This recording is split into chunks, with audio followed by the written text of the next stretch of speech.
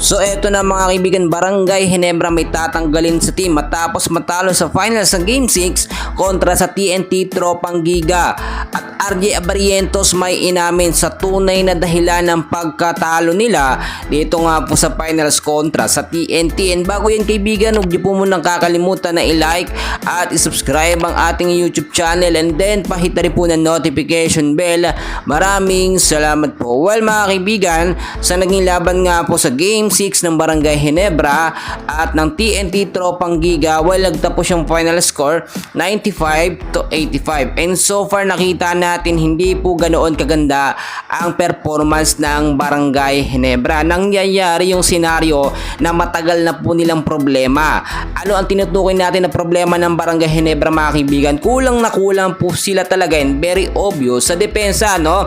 Tulad ng ating sinasabi noon pa man, kung hindi po magkakaroon ng dagdag na sentro, eto nga po nga Barangay Ginebra ay matatalo sila, which is nangyayari nga po mga kaibigan. Nawalan din ng consistent na play ang ilang mga player po ng Barangay Ginebra. Si Justin Brownlee, aminado tayo mga kaibigan, hindi po ganoon kaganda ang kanyang naging performance.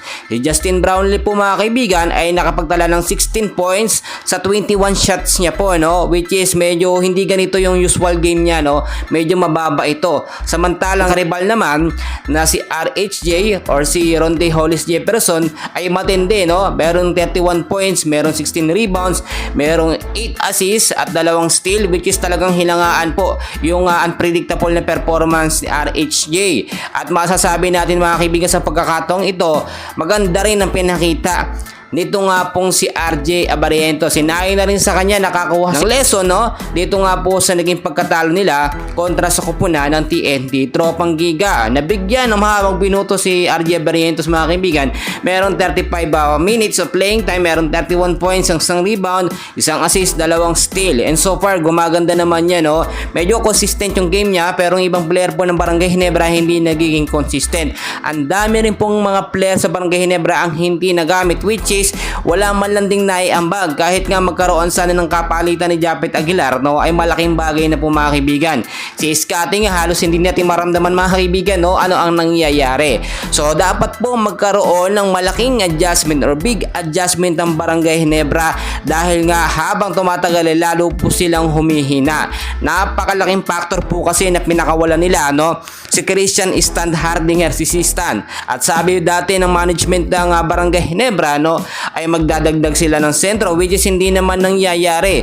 Si Troy Rosario nagpaparamdam naman sa Barangay Ginebra pero hindi nila kinukuha. At eto na nga po ang nangyari, natalo sila mga kaibigan sa Game 6.